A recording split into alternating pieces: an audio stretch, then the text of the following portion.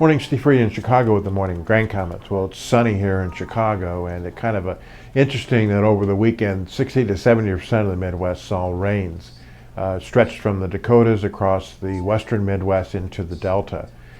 Today, right now, the rains are in the Delta. Temperatures have dropped pretty close to the freezing temperatures across parts of the northern plains, and it'll be that cold again tomorrow morning. The extended outlook calls for normal to below temps and normal to above rainfall. So overnight we've got prices a little bit higher led by wheat.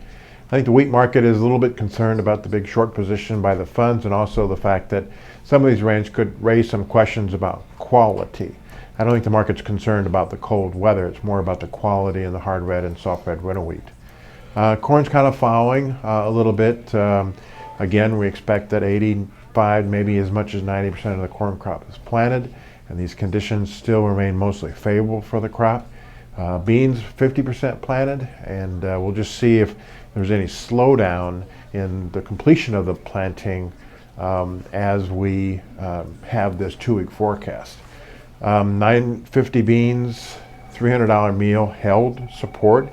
That's a pretty important technical area. And on the wheat, 520 in July wheat is a pretty important level where there might be some buy stops above there from the short position in the funds. Outside markets, we've got the dollar higher and we've got crude higher, and so we'll see how the money kind of flows in and out of the marketplace. So number one thing is weather. What does this weather mean to the U.S. crops? I think in general the market feels that overall it's a bearish scenario. Number two is money flow. Where's the money going to go? Does we cover the shorts here in the market or keep it into the growing season? And number three is just the whole balance between farmer not selling here in the U.S. versus the fact that the export demand is slow. Without the export demand, it's kind of hard to generate an uptick without a weather problem. So again, overnight price is a little bit higher led by the wheat. We'll watch the weather and we'll see where the prices go from here.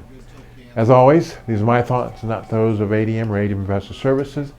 And have a safe and profitable trading day.